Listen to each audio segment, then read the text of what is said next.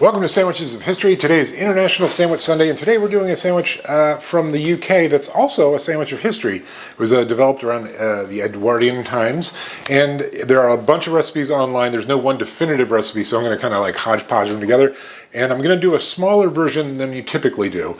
This is the shooter sandwich. The shooter sandwich usually is a big loaf of bread, 2 ribeye steaks that you cram in there. That's more food than I can eat, and I'm the only one who eats meat in the house. So I'm going to be doing a smaller version of that. But hey, let's get into it. Let's make the shooter sandwich. All right, I'm going to cook up a steak here. It's a ribeye steak that I trimmed a lot of the fat out of.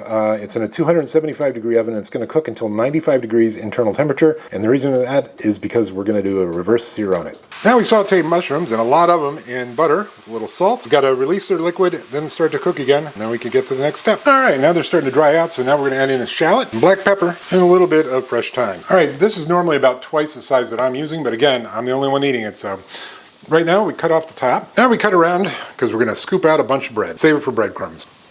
All right, now we coat the inside with English mustard. I'm using Coleman's. I prepared myself. Get the walls too. And with horseradish. Then we have to do the same with the top.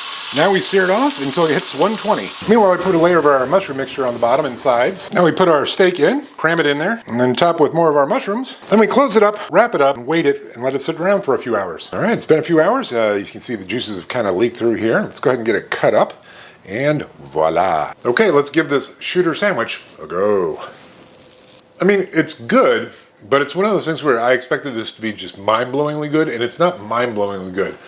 Definitely getting the mustard, definitely getting the horseradish, and the mushrooms with the thyme in there are really nice. The steak is nicely cooked. It's just kind of the sum of its parts. It's not really wow.